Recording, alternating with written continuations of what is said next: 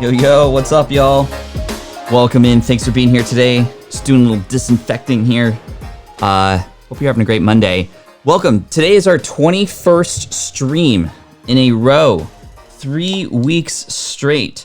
Thanks so much for being here, everybody. Welcome in. I know some of you have just seen Gary V hop off of live, and now you're with me.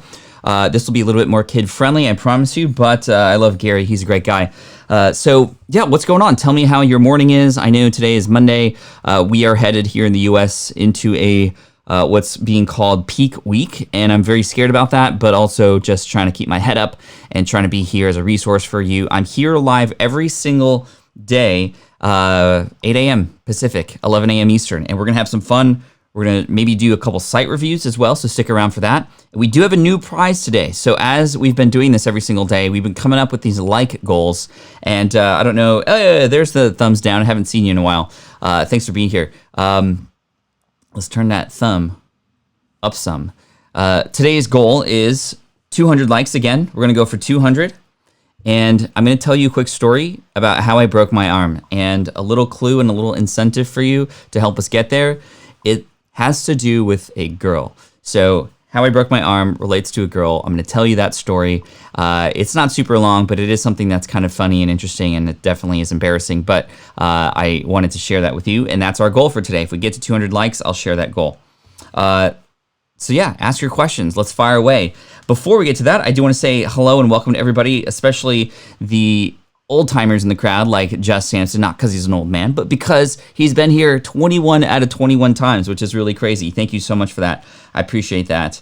Let's see. Need to hop onto a conference call. Says Warrior Roundtable in about a half hour, but we'll catch the replay. Thanks for catching the replay. The replays are definitely always available. Fishing with DP in the house. Welcome in. Ellen, Susan, AV, Ern, Mary, Karma Cashflow, Joanna, Suzanne, Liz. Let's see, Rhino Dog 34, love the t-shirt. Thanks so much. I appreciate that. A little crossover between NASA and my favorite movie, Back to the Future. What's up, AV? Let's see, Chris, do it, you won't, LOL. I'm not sure what that means. Mihai, need help, Pat? Nope, I think I'm all right. Chris says, all right, let's go. Happy Monday. Cool.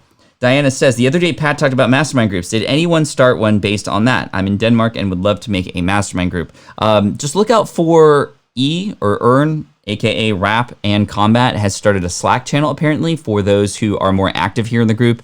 He'll share a link at some point, I'm sure, and then we'll go from there. David D in the house, what's up? Welcome in. Just a few more hellos. Fishing with DP, couldn't miss another live stream. Grandma Goody in the house. Riza, welcome in. Wendy, Xenia and Vlada, Kevin. Cool. Let's surprise Pat with everyone who's already here to like the stream. Hey, we're already at 59, which is incredible. We're doing a little bit faster than before. All right, let's get into questions. B2, any tips for copywriting for homepage? This is a theme that's come up in all the website reviews we've done over the last couple of weeks. The biggest thing is just make sure that you can establish an immediate connection with the person who arrives on that page, who is your target customer. So there's some sort of nuances here and around that, right? Number one, you have to know who it is that you're targeting. Number two, you have to understand the language that they would respond to. Side note, if you're not quite sure what language they would respond to, then see what conversations you can have. See what they're typing into Google through keyword research tools. Go into forums and groups related to that topic and see how they're discussing their problems, their pains, their needs, their wants, their desires. These are all things that should absolutely be in one single word, or at least maybe the name of a website and a tagline, a connector to the person who arrives on that page, who will then go, finally, I found what I'm looking for. That's the sort of feeling you want when a person comes on your page. Yes, this is exactly for me. Now I want to dig in a little bit more. And then you can get into a little bit more about yourself, your qualifications, proof, social proof, those kinds of things. And also understand on a homepage, what is it the number one thing you want people to do when they get there? Do you want them to sign up for an email list? Do you want them to dig a little bit deeper onto a getting started page? Do you want them to phone call you for a consultation? Do you want them to do something else? Whatever that primary motive is, you want to make sure that that's clean, that's very high up the page before they have to scroll down. In addition, I think it's worth mentioning that you need to tell a little bit about your story on the homepage as well, even just a tad bit, so that you can help others understand why you matter and why they should dig a little bit deeper. And then maybe, learn more on an about page or something like that. And there's the about page is a whole nother sort of landing page on your website that should be focused on. But those are some different copywriting tips for homepage in particular. And then I also think the last thing, and this comes from the camp of Ray Edwards, any Ray Edwards fans in the house, he has a model for copywriting called the PASTOR model. P, which is the problem, so this is an acronym, right? He doesn't have a problem peeing, but P in PASTOR is the problem or the pain. And then A is you amplify that pain, not like actually digging the dagger deeper and turning it. But what I mean is you want to share a little bit about what can happen in the future if a person doesn't take care of this thing right now. That's amplification. And then it gets into the solution and then how you talk about it and the offer and then all that kind of stuff. So anyway, just check out Ray Edwards. He's amazing. He's a good guy. Love him so much. Question from Joanna. How do I know if a picture I picked off of Google is considered common use, or if I need to contact someone about licensing the image to use in my online course? Quick story about this. I had gotten a nice little letter from an attorney who is representing a company that owned an image that I happened to have been using on my former website, foodtrucker.com. I say former because it was a website that I had actually recently sold. Well, the person who was writing articles for me was supposed to grab royalty-free images, but apparently this one was not, and I was hit for a $10,000 fee, which is quite huge. Now, after getting over the little scaries in the beginning of that, I reached out to my attorney, and it's just very common for these people to go way high in terms of what they're asking for your penalty. And of course, there was a cease and desist to go along with that, and this fine. And we were able to negotiate it down. I'm not exactly allowed to mention how much it was, but it was definitely more the 3-figure mark versus the 5-figure mark. So again, just showing you the juxtaposition between the sort of scare tactics to get you to pay something. And apparently this was a company that just sort of owns the rights to these images and puts them out there to kind of fish for people like me who did that. And again, it wasn't me, it was my assistant on that website, not Jess, but it was a writer that I hired. So anyway, you really want to make sure that the images that you use on your website are common use and royalty-free, and or royalty-free. I always go with royalty-free now, just purchased off of a website called istockphoto.com. There's other websites. There's the higher-end ones like Getty Images, and there's lower-end ones like depositphotos.com is another one. But yeah, that was a little scary. But I would always recommend going that way. That way you don't even have to make sure to offer credit.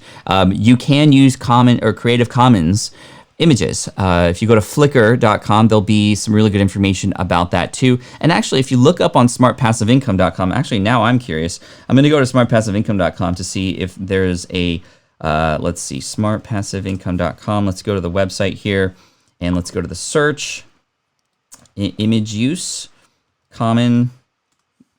I don't know if that's going to be right. Here, the ultimate guide to finding and using images on your blog. So just look up that on either Google or the website, the ultimate guide to finding and using images on your blog. It goes over a lot of the rules related to Google image search, Flickr, how to use images, Creative Commons, how to link to it, all those different attribution licenses. It's quite a bit, but this will give you the best answer, Joanna, and that way you won't ever have to worry about it. Plus, there's a whole bunch of different free stock photo websites here too. Speaking of websites, if you go here, this is at smartpassiveincome.com/toolkit, not cool kit, although this is a cool kit. This is a resource my team and I put together to help entrepreneurs during this epidemic. This is something that has some podcast episodes that me and my COO, Chief Operating Officer, created.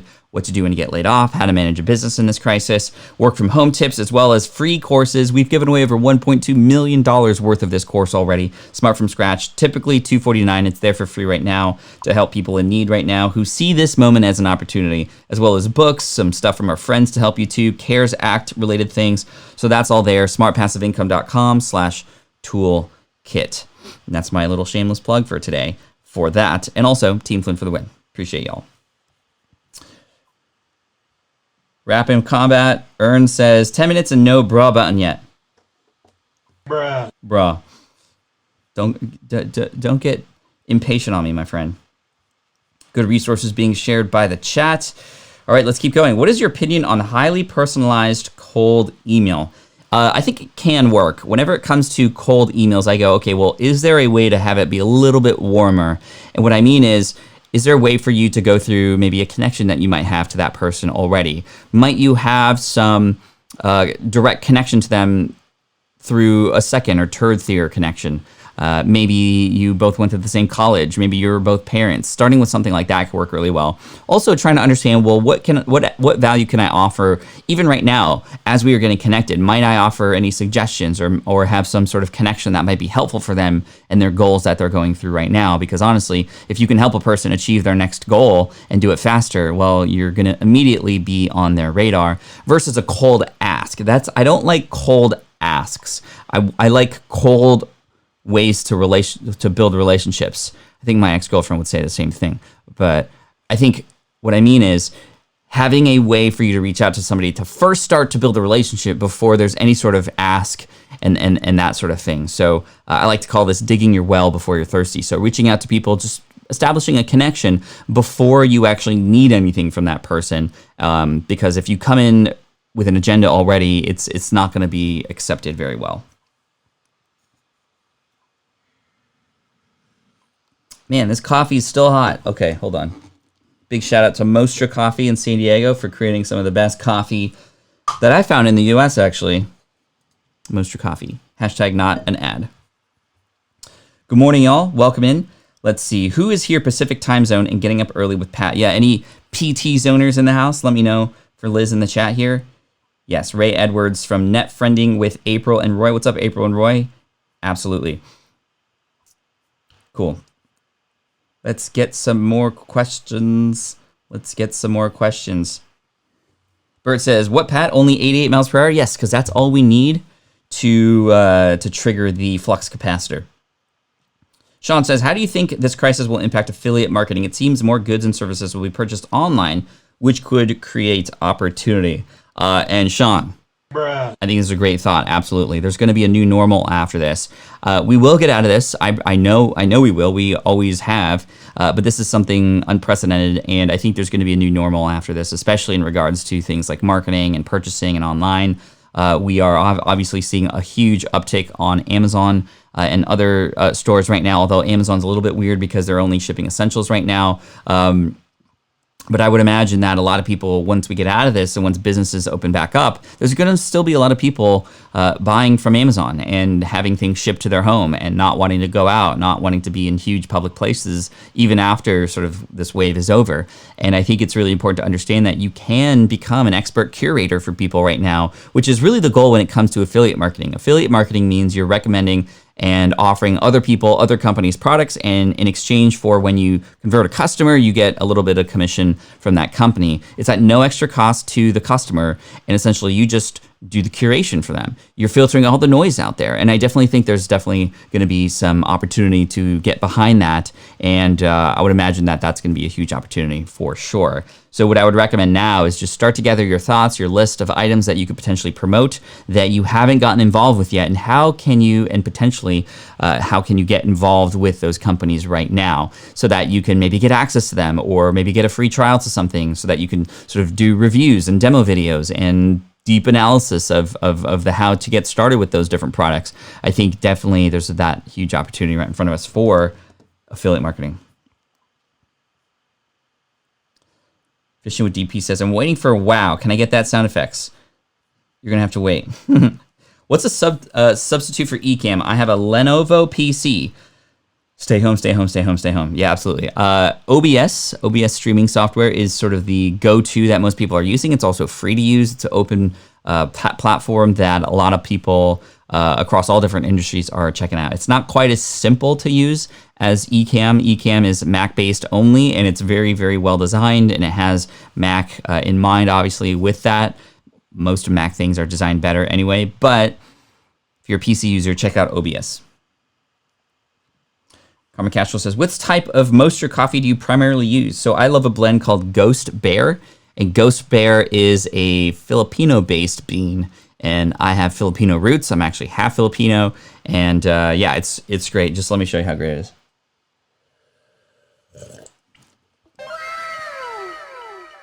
See, it triggered the anime wow today. Spanish and Go says, are you seeing an uptick in affiliate sales right now, or has that gone down? In some cases, it's gone up, and in some cases, it's gone down. The cases where it's gone up are for things like people who are building a website. So in addition, email service providers like ConvertKit that I promote have gone up. The higher end tools, the ones that might be considered sort of not necessary, I've definitely seen go down. And these are sort of higher level tools that are add-ons, things like lead pages and other things like that that aren't sort of necessary items, but just nice to haves. Nice to haves, I'm seeing some downward trends for right now, but the must haves, especially for those who are starting out right now, and there's a lot of people starting businesses right now. I think coming out of this, a new normal is a lot of people are going to have their Pat Flynn moment. Because if you don't remember, 2008, I was laid off from an architecture job, and I was able to create some amazing things out of that after sort of a few weeks of depression first. But some other things that have gone up are related to podcasting. A lot of people are using this opportunity to start a podcast. So I think when it comes to, well, what are people starting right now? I think we're seeing an uptick in affiliate marketing. I would imagine that there's also an uptick in being an affiliate for things like puzzles, work at home related things, stuff like that for sure.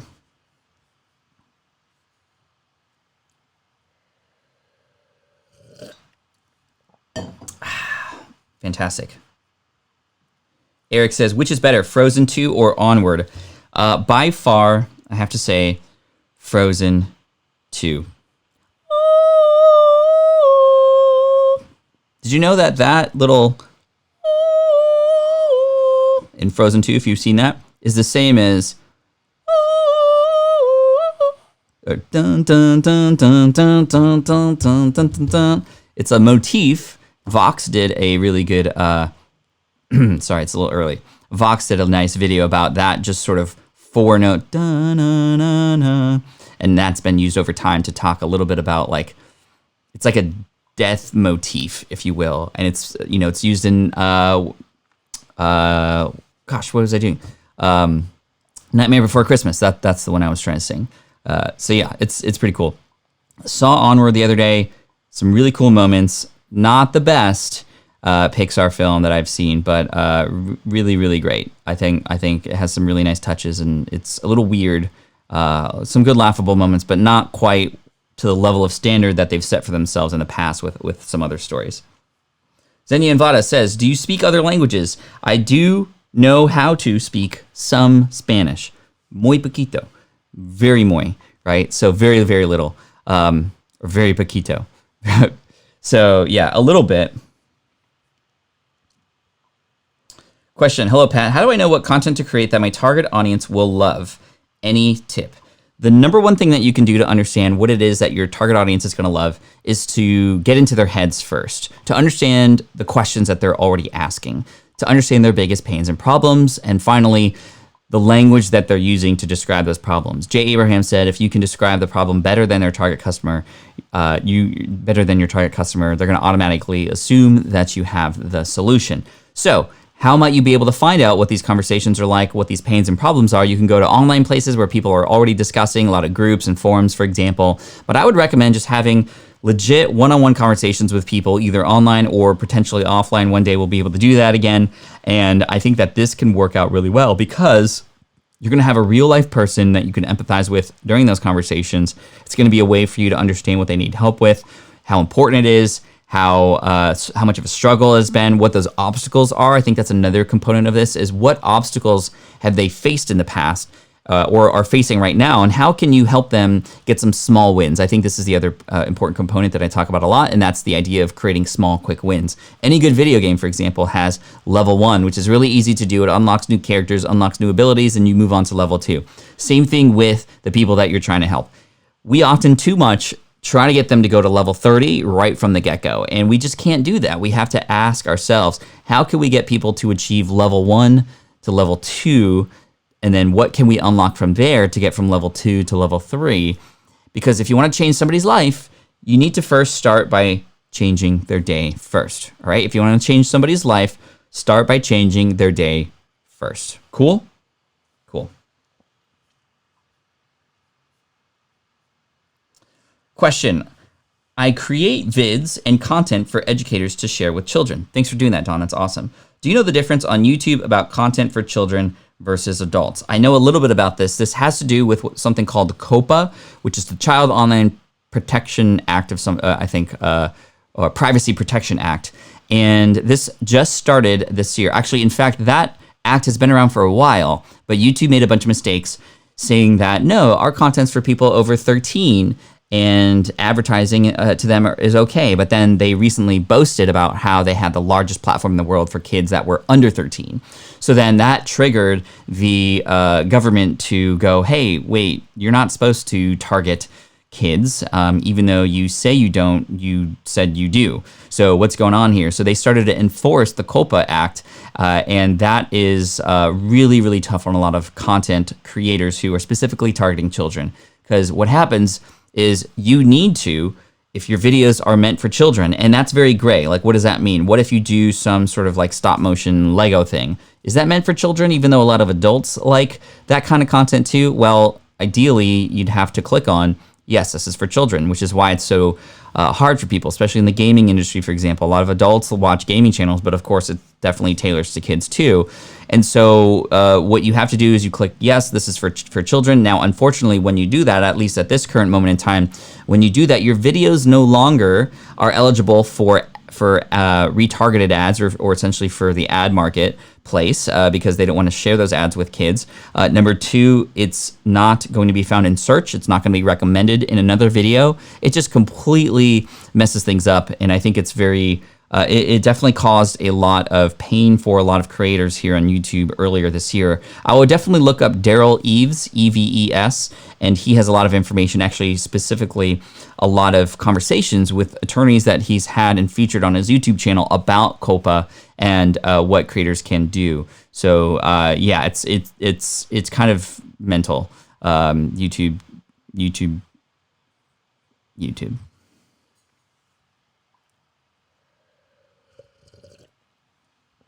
Thomas says, what do you miss the most from your office/studio? I really liked your videos on creating that space. I liked getting out of the house and really focusing on work. That's the one thing that was nice about having an office outside of the home. You know, this is my home office here and I really like it. It does the job. I have a door, I can close it so that I can mentally check in here and also mentally check out of here and go mentally check in with my family afterwards, which is really key.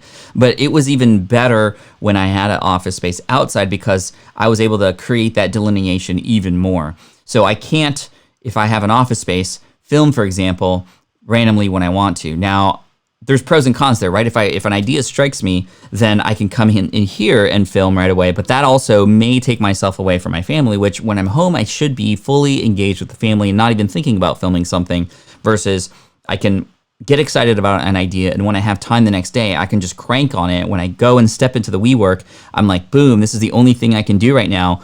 Let's do it and let's do it well. And there's also the environment of WeWork and just all the different creators and business owners there who are all just sort of in startup mode.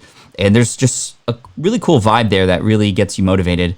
And it can be really easy just to go, well, my bed is just up the stairs over there. I could just go back and take a nap right now. You can't do that when you're in an office space. Yeah, I miss the space quite a bit. It was a cool environment to just check into during work hours for sure. All right, remember, today's light goal, we're trying to get to 200, so I can tell you a quick story about how I broke my arm for a girl. That's your goal. That's what we're unlocking today. Wendy says, question, what should I complete first, website or ConvertKit? Working on both, but I'm thinking I should prioritize. Thanks. So I would definitely have your just website up in a minimum viable way, meaning just get it up and running so that it's there and you can imagine how your ConvertKit email list can be put on there. However, there's a flip side to this.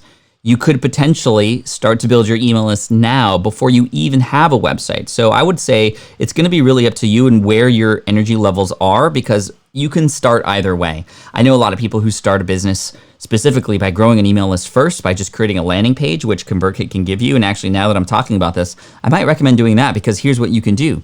You can build an email list right now using the landing pages that ConvertKit can offer you. You build your list, even if it's like 10, 20 people up front who just know that you are interested in going to be talking about this particular topic even more. I'll definitely check out the 100 emails challenge to see how you might be able to even get that started, because to do that, you don't even need a website. Heck, you don't even need ConvertKit to do it. However, when you build that email list, you've put it there, and then what happens is now when you build your website, boom, now you have people that you can recommend it to already on your email list, and that way you can get a little bit of a kickstart right up front on the website. But on the other hand, when you build a website first, right, now it's up there, Google can find it, crawl through it, it just starts to establish a little bit more authority related to specific keywords and that topic sooner. So it's going to be really up to you, but I would just go with where your energy levels lie first.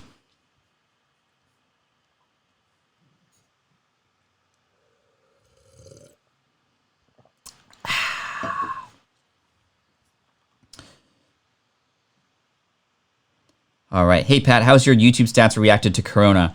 Well, I've definitely seen an uptick for sure, for a couple of reasons. Number one, I have gone live every single day for the last 3 weeks. Today's day 21. Day 21. Thank you all for that. Bruh. You're amazing. We're going to keep going. As long as we're in this together. And I'm going to show up every day, whether you come every day like some of the regulars that you might see in here every time you pop in, or you just pop in once a week, every once in a while. Doesn't matter. I'm going to be here for you. I'm going to be consistent. It holds me accountable to waking up, and it holds me accountable to helping you first. I start the day with service to you. I've seen an uptick in a lot of different kinds of videos. My podcasting videos have definitely seen an uptick with no, I've done nothing different except just seeing the uptick, because I think a lot of people are using this opportunity to, again, start a podcast. Plus, podcasting is just on the rise in general. I would definitely recommend starting one if you haven't already, if you do have that opportunity right now. In addition, my work from home type videos are doing very well. I had some videos in the hopper that were, I thought, really good, but I just don't think are relevant for the times right now. So they've been seeing a little bit less. I do have a video, by the way. I have a video coming out today that it would mean the world to me if you hit that subscribe button, number one, and then hit that bell notification icon, because this video is going to go live today in about 3 hours. So in 3 hours, this video will go live. I was going to do it right after this call, but I think that a lot of us are just already spending a ton of time with me and could use a little bit of a break in between the live stream and when a video comes up. But this is a really great video. I think it's going to help you quite a bit, and it's about different ways to get people to like you. And the reason that's important, it sounds very vain, right? Like, oh, I want to get people to like you. But here's why that's important, because you might have heard the formula KLT. Know, like, and trust you. That's essentially what it takes for you to build a successful anything online. You need to get people to, number one, know you. That means just find out about you, learn about you. So know. Like, to understand that, you know, you're somebody worth following, subscribing to, and enjoying. And then number three, trust, because without that trust, there's going to be no transaction. Not just monetary transactions, but transactions like sharing, supporting, feedback, those kinds of things. So know, like, and trust. Entrepreneurs do a great job of getting people to know you, right? SEO, from links to being a podcast guest. I mean, knowing is what we work on most, right? Getting people to know us, to find us, to get exposure. And then trust. Trust works really hard. People work really hard on trust online with social proof and showing up and building authority and creating this amazing content. But the like part is often missed. And this is why this video is going to be really important. So 7 different ways to get people to like you more. Because when you get more people to like you, you get to serve more people. You get to build relationships with more people and help out more. And that's really the stance that I'm taking on that video. And so if you could check it out when it comes live in about 3 hours, 11 a.m. Pacific, 2:30 p.m. Eastern, that would be massively helpful. Leave a comment, leave a thumbs up, help it with a little bit of velocity up front. Spend a good amount of time editing that video to make it engaging and sort of fun along the way too. And I think the beginning is going to surprise you. I say something that probably you wouldn't imagine that I would say ever. So definitely check that out when it comes out. So thank you so much for that.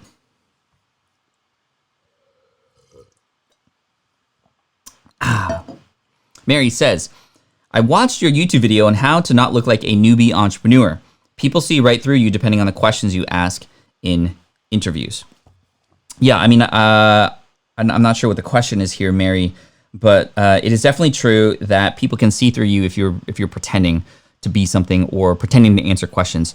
I think that what really matters is, can you focus on the things that you do know more and the superpowers that you do have? If you do get asked a question, for example, and you don't know the answer to it, let's not try to make up an answer. I think it just is actually very, very valiant and to just express that, well, actually, I don't know the answer to that, but here's what I do know. And just kind of changing it up like that. And this is something that I've learned really early on in the public speaking space, is that if you get a question that you don't know the answer to, just straight up admit that you don't know it, but you're going to work later to perhaps find out that answer, and then move on to something else. I think if you just try to make things up, you're going to sort of shoot yourself in the foot. And it's not going to ever really look good. It's really difficult to make up an answer about something that you have really no idea about, or just even know a little bit about. But just being honest and truthful is always the case. I think that's the best way to not look like a newbie entrepreneur, especially when you get asked questions that you might not know the answer to. Just because you don't know the answer doesn't mean you are immediately sort of a beginner about something. It just means you don't know about that thing, and that's it.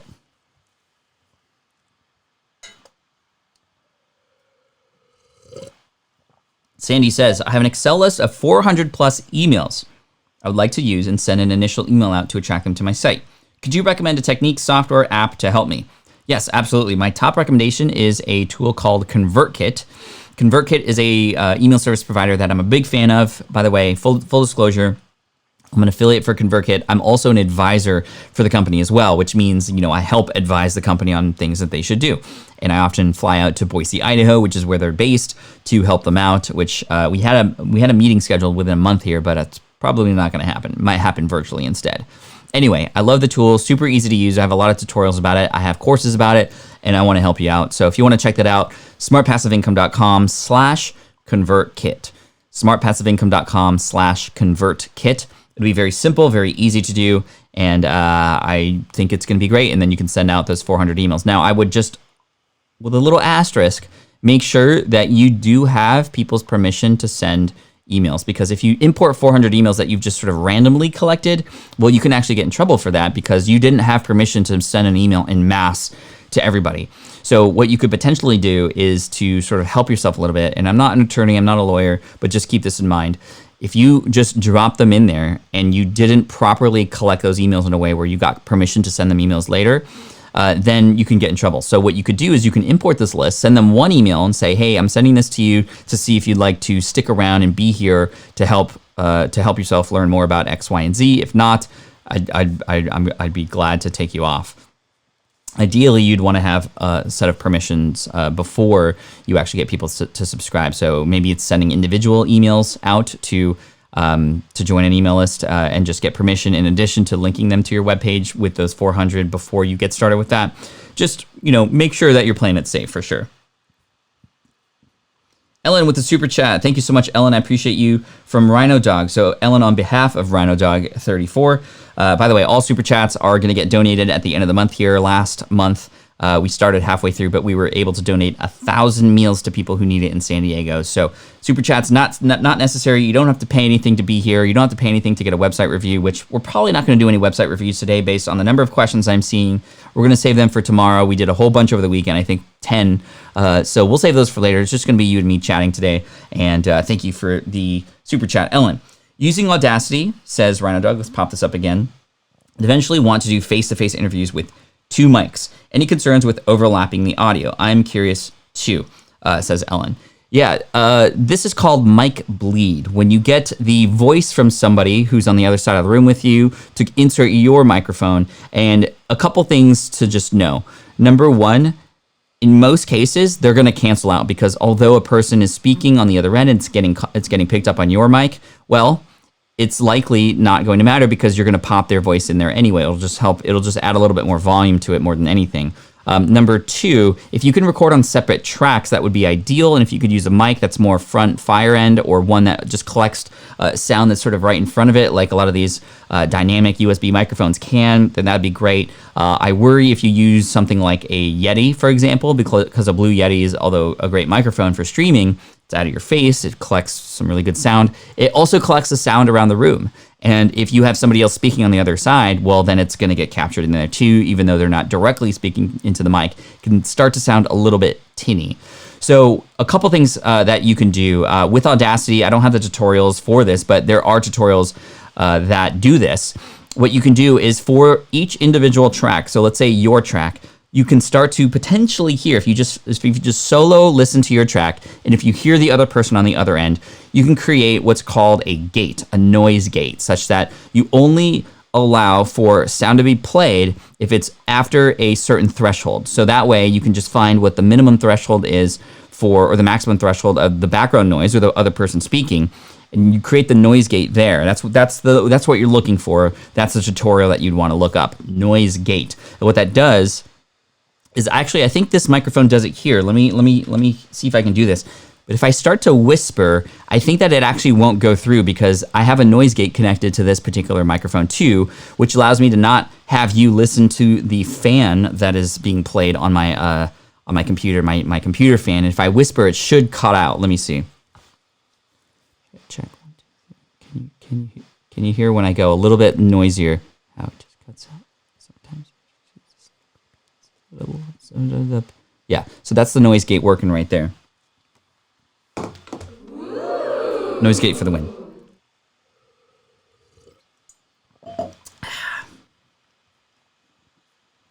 Joel. Hey, Joel, thank you so much for the super chat. I appreciate you so much for that. Should my podcast have the name of my business, the Waymaker Team, in it, even if it's used in other podcast titles? Site and podcast serves same purpose. So does your podcast name have to match your business name? No, it absolutely does not. It doesn't even have to match your URL. It could be literally whatever you want, as long as within the podcast itself, you are obviously cross-promoting, and on the website, you promote that podcast. It does help a little bit if it is, because then it's just one thing. You can get the podcast version of that or the blog version and go to the URL. It's just easier for branding, but it's not necessary. There's been a lot of very successful case studies of people who've had businesses and podcasts with different names. You can have something that's similar, right? So for me, for example, the Smart Passive Income Podcast, Smart Passive Income Blog, smartpassiveincome.com. Very simple, all the same thing, right? Although that being said, it's very much Pat Flynn behind the microphone, sort of no matter where you are.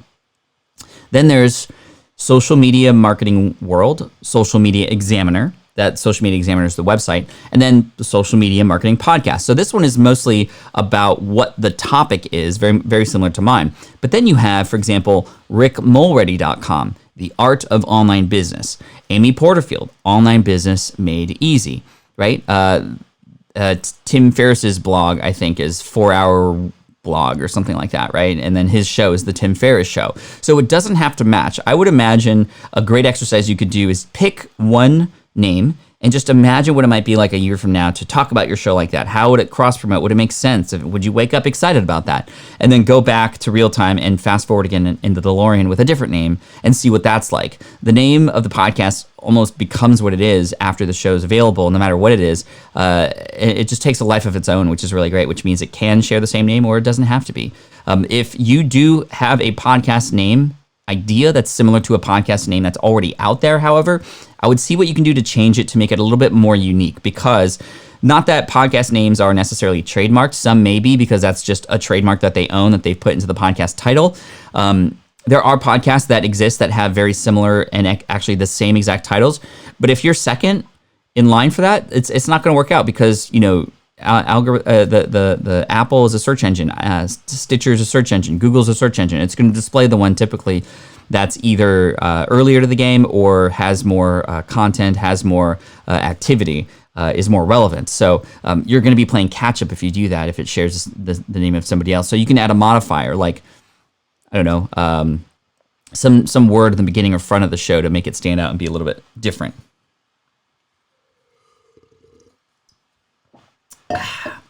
So by the way, we have a goal of 200 likes. We're at 123, so we've slowed down a little bit. But if you're brand new in here, we're almost approaching 200 people watching live now, which is absolutely amazing. Thank you so much for being here. If we get to 200 likes, I'm going to tell you a quick story about how I broke my arm because of a girl. Yeah, actually happened. So that's a story we can share if we get to 200. Okay. Diana, I'm making a squeeze page with a PDF, but how do I get it to marked? I'm going into the get it to market. I'm going into the English-speaking market, and I don't really know where to start. So a squeeze page is the same as a landing page. Your PDF is a lead magnet. I also saw another question earlier from somebody who was interested in the most and best performing lead magnets. To answer that question first, before we get into how we bring that lead magnet to market, It really depends. I have a video on YouTube here. It's called, I think, 17 different lead magnets that you could choose from or something like that. And there's all different kinds of things, right? You could share an ebook. You could share the first chapter of a book. You could create a quick start guide, a checklist. You can create a special resource page that's only available once people sort of sign up. You can create a bonus webinar that then gets given and delivered to people who sign up. There's maybe a bonus video. There is maybe some free software that you can offer. The thing is, you don't even need to make it huge. My first lead magnet was called eBooks the Smart Way. It was a 30-page PDF about how to build and create an ebook and sell it online, because that's what I did on my architecture website to turn that into a business. And that was 30 pages, and it was long, and it was very thorough. However, today, people aren't looking for 30 pages of content in a bonus. They're looking for the quick, easy route, the convenient route to get there. So although that still gets downloaded today, the better performing PDFs are things like my podcast cheat sheet, which is literally just a couple page PDF file with a bullet point checklist for people to fill out while they're building their podcast. And that's working out really well. We've gotten more downloads with that in the last 2 years than eBooks the Smart Way over the last 10 years. So as you can see, people want convenience, and checklists and things like that work really, really well. So how might you market that lead page or squeeze page? The reason it's called a squeeze page, although I don't like that term because I don't want to imagine like squeezing my viewer or anybody who visits the website, but it's called a squeeze page because it's a page that's designed in a way to literally do nothing else but the one thing you want them to do there, which is to be a new email subscriber. So you're essentially squeezing everybody just down to that one call to action, which is why great landing pages are often designed with no navigation whatsoever, just the one thing you want them to do. And it also should be treated like a sales page for that lead magnet, with a headline that connects to them, some proof, some social proof, a reason to get in, and the ability to do it very easily. So that's how a landing page / squeeze page should be designed. But again, to answer your question, how does this get marketed? Well, there can be a number of different ways. You could be, for example, a guest on another person's podcast or a guest on another person's blog, and you just say, hey, if you want to learn more information about this, here's a link to go and download this thing for free. And it becomes a nice value add, a nice way to continue a conversation you've had elsewhere. Another thing that we can all do that I think is very simple, and likely you can do this right now, you can add it to your email signature. So if you haven't done so already, your email signature, meaning your name and maybe a little bit of your business information, you can just add a little bit of a PS underneath. And I have one right now that's mostly specifically promoting superfans, but it can promote anything. You can say, hey, PS, did you know that I'm giving away a free quick start guide on how to start a podcast? Click here to get access to it right now. And then it can take them to the lead page. So every email you send out, no matter if it's about that or not, can be an opportunity for people to get in and join your email list that way. Even personal emails, you might not know the next person that you connect with might be interested in that thing. Another way to promote it could be through ads, although I recommend not doing that right away until you know that you can convert an email subscriber into a purchase, and it will allow for you to collect that money that you once upfront paid for an ad. I only like doing paid advertising when I can see the full customer journey and I can understand, okay, I can pay $1 for a lead here, but I'm going to get $2 back per lead on the other end. That way I know I'm always going to get my money back and it's worth doing. So yeah, ads can work as well. And I would say social, like share social proof about this particular guide. Let's say, for example, the guide was, a quick start PDF guide on how to start a podcast. Well, you can create success stories from the people who have used that guide or have just started a successful podcast. Really make them look like the hero, and then you can say, follow it up with, hey, by the way, if you want to start a podcast of your own, you should check out my lead magnet. These success stories, these hero stories, are the ones that get shared and paint a picture of somebody else doing it, and will encourage other people to do it too.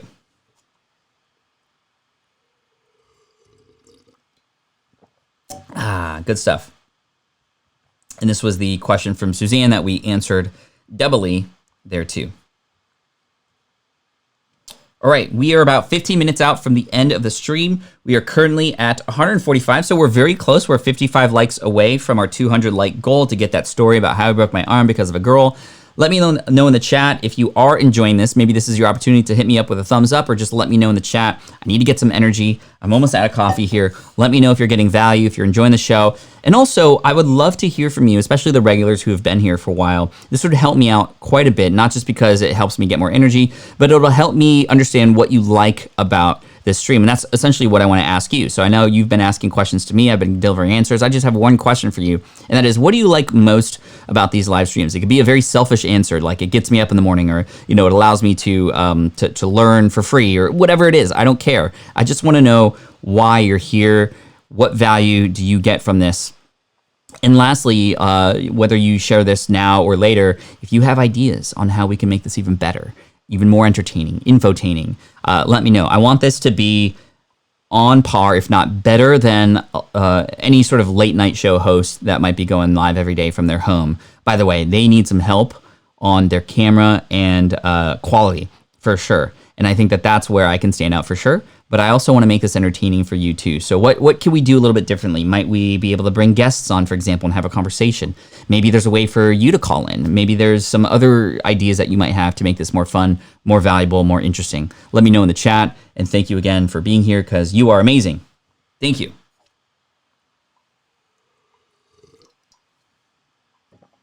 All right. Abhinav says, hey, Pat, my current strategy of Amazon affiliate is to write post, try hard to rank them, and put the links in the article. Is that enough? That can work. This was a very, very popular strategy back in the day, which was essentially to either build a website or a review website of some kind and try to get those things to rank. But here is the hard thing. You're going to have to also compete with the landing page of that website, or of that product on either Amazon or that product page. Number two, you're going to compete with other people who have more established websites with a lot more ranking and authority. And so it's going to be very difficult to create a page that's going to outrank if it's just specifically about that thing and you are not known for sort of all the things in and around that particular topic. So that's where it gets really tough. Where I think we could benefit from is if you could understand how can you build an audience about a particular thing such that they're going to take every recommendation that you have about those kinds of things. A prime example is somebody like MKBHD, right? So he is known, Marquez Brownlee. I interviewed him on the podcast, which was awesome. Such a nice guy.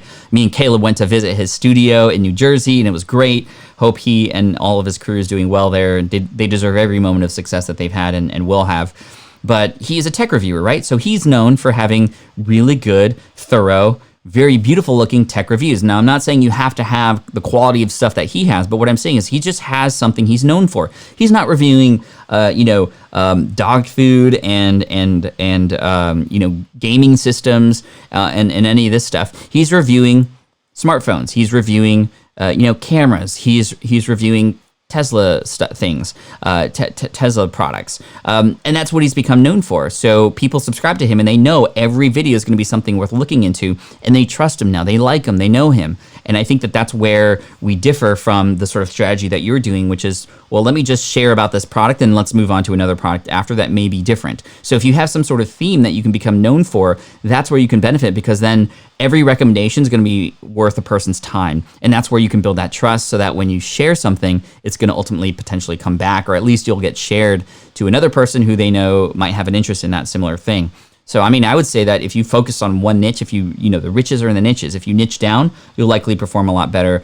I don't know if you're niche down yet at this point, but I would say that before trying to rank these things, I think building the audience will help you do that. And so starting to build an email list, for example, and just becoming known for a specific kind of review for these specific kinds of things could work out really well.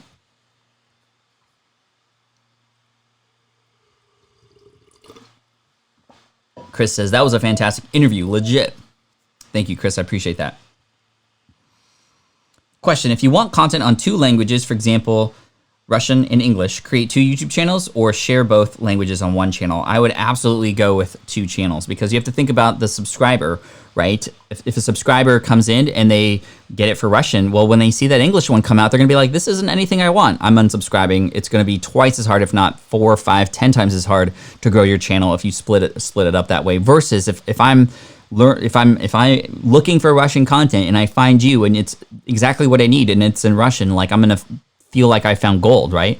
So I would go with that one channel, and I would go with the one first that you are most excited about, that can be the easiest for you to create, and then you'll actually get some notes and some hints and suggestions from your work there to go, oh, this topic actually is doing so much better than we thought. Let's focus more on that now on the English channel, should you want to do that. Plus, this will make sure that you focus and build one to succeed versus dividing your energy across two and perhaps not giving any of them a chance to succeed.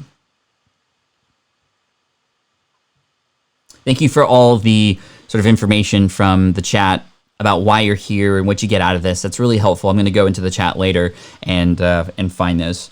I did see a super chat come in by Maui Guy Life. What's up, Maui? Thank you for being here. I appreciate you. Also, Lisa Lightning. Thank you, Lisa Lightning. That's cool. I love that alliteration. Thank you for the $1. That'll definitely help somebody. $5 from Maui Guy Life. Question, I have a few different ideas, different from my main brand. Do you recommend setting up separate LLCs now rather than later, similar to your food trucker website?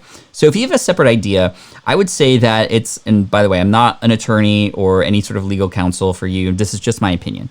I would recommend experimenting a little bit now, getting validation for that thing before, biting the bullet and turning it into sort of a separate LLC.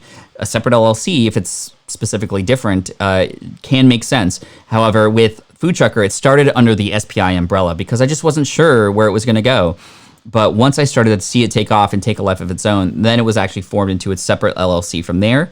And then we actually formed a partnership with a company to help fill out the content more after that. And then recently it's been sold. And that was really helpful too, because since it was a separate LLC, it was just here, buy the business versus, buy this little segment of a bigger Smart Passive Income. It also protected Smart Passive Income to have it separated into a different business. Now, I don't know what the business is, Maui Guy Life, but I would say that getting validation first can be great because you might find through just experimentation or even trying to get one person, one result that you just don't enjoy the experience anymore. It's not something that you thought it was going to be. Well, then you didn't have to worry about wasting money on building a business yet. So I would say you can have that be a step, but that's not step one in my opinion. Step one is validation.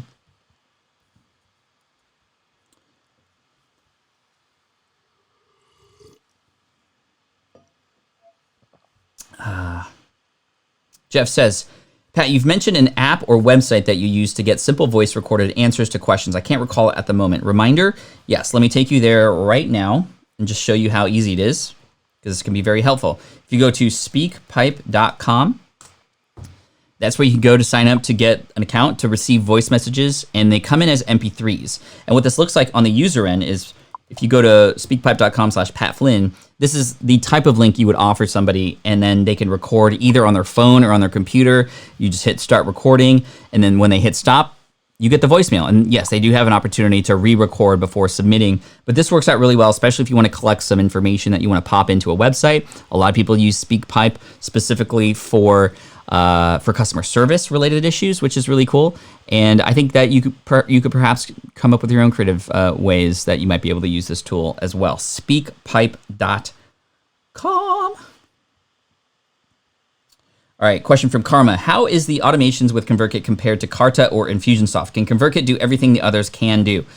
Most everything. I know Infusionsoft, which recently got changed to Neat.com because they just had such bad brand recognition at the point at which people were calling it Confusionsoft, right? But it does have access to a lot of third-party things that you can connect to automate a lot.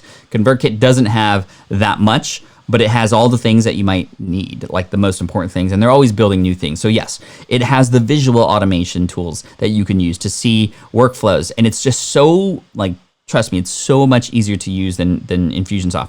I'm not very familiar with Carta, but I am very familiar with Infusionsoft. I used Infusionsoft at one point and moved from there to ConvertKit, and it was everything I needed and more. And since then, they've built even more things. It's just so much easier to use, and it doesn't break. There's no throttling like there is in Infusionsoft. They just do a better job at deliverability, and just the visual automations are a lot easier to use, meaning I can just see the map of where people come in. I can choose the form, and I can just basically tell ConvertKit what to do from there. So, hey, if people come in on this form, tag them with this, wait 2 days, send them this email from here, then it pops out a little screen that allows me to write all the emails that they can get access to. And then from there, I can create automations. If they do this, go here. If they do that, go to this place instead. It's just so easy to use. So yeah, ConvertKit for the win for sure. Thank you. Lisa, back again with another super chat. That's $3 total. Thank you. Content for kids, YouTube or podcast. So creating content that's specifically for kids to consume. I mean, I think all the kids are on YouTube right now. As much as I want to say podcasting, more kids are listening and watching on YouTube, just guaranteed. That being said, podcasting is a really interesting opportunity, but I think that for kids specifically, a lot of kids were listening while in the car with mom and dad, right? Or for those types of things. I don't see a lot of kids sort of getting excited about waking up and listening to a podcast versus getting up and excited to watch a YouTube video, right? However, there's a lot less competition on podcasts, and it might depend on what kind of content it is. I'm not going to say it's not worth trying and experimenting with. Now, if you are a kid and you're going to create content, I think that actually it's easier to create content on a podcast. You don't have to worry about video, and for parents, it's just much easier to imagine a person, a little human that you own, getting behind the microphone without putting their their face on camera. YouTube is also just, it's a place to attract a lot of trolls. We'll only have 2 of them come on the stream every time, but I've seen some kids, my son included, get some really nasty comments, and you have to deal with that on YouTube. It opens up to a lot of that stuff, which is a little scary. On podcasting, I mean, it's still very, very safe, and you don't have to worry about that kind of stuff on a podcast. By the way, we have 5 minutes to get to 200 likes. We're about 45 away, so we've slowed down a little bit. So if you have the opportunity to hit that like button, we can get to 200. I'll tell you the quick story about how I broke my arm. Maybe this goal isn't good enough for y'all. Maybe I have to give away something in order for us to get there. But we'll try tomorrow if we don't get it. We have missed our goal a couple times, so we may or may not get there. I don't know, but we'll see.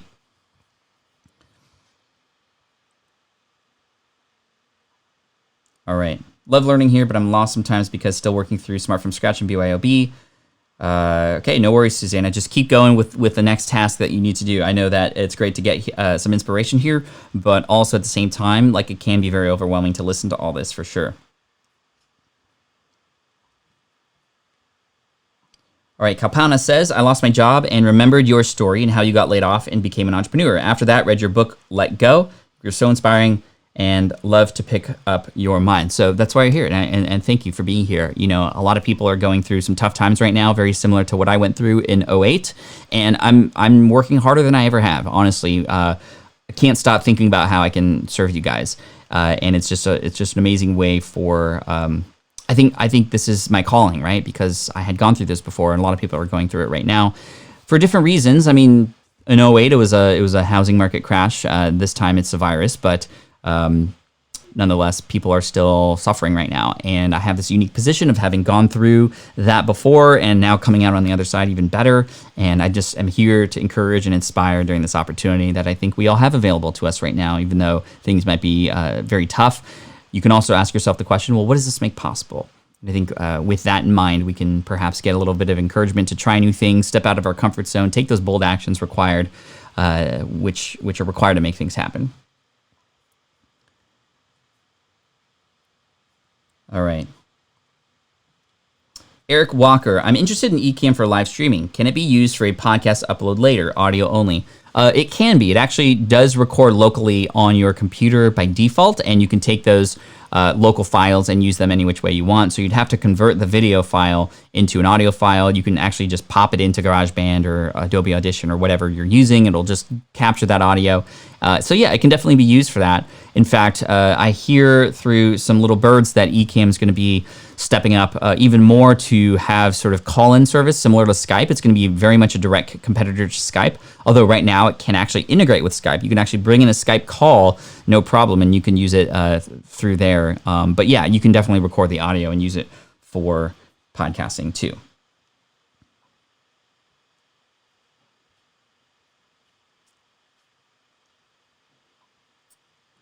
Willa says, also came in late, different time zone than you, but do enjoy your material. Thank you so much for that. I appreciate you.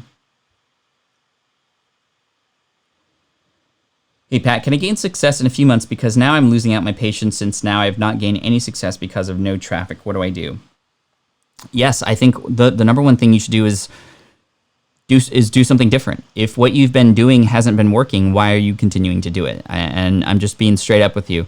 We're going to have to take bolder actions. We're going to have to try other methods. And I would say that, it can happen. So use this as a sign now that with what you were doing, we need to go a little bit a different direction and pivot a little bit. I think that the sort of, and I remember your question from earlier, just creating websites to help promote a product is going to be very difficult these days, especially because Google's ranking the best stuff. It's ranking the actual landing pages for those products. And when you're an affiliate, you need to benefit from the audience that you're going to build. And I would try to find if you can even, like, let's make a mini goal for you. Let's see if you can get an email list of 50 people about a particular thing and just see what you can do to serve that audience. And instead of getting monetary results to start, let's get those results first. Let's build your email list. Let's see if you can have some email conversations with people to determine what they might need help with and how you might be able to help recommend a product to a single person and try to get just one affiliate commission from there. So it's going to start with that audience, going to start with their pains and problems,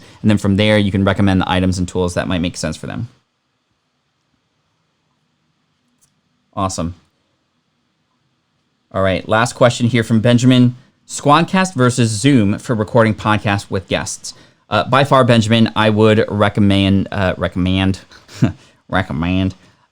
definitely recommend the Squadcast. I'm an advisor for the company, by the way, but Zoom, especially nowadays with how many people are on, just the quality is being degraded a little bit. It was never perfect, but it was good enough.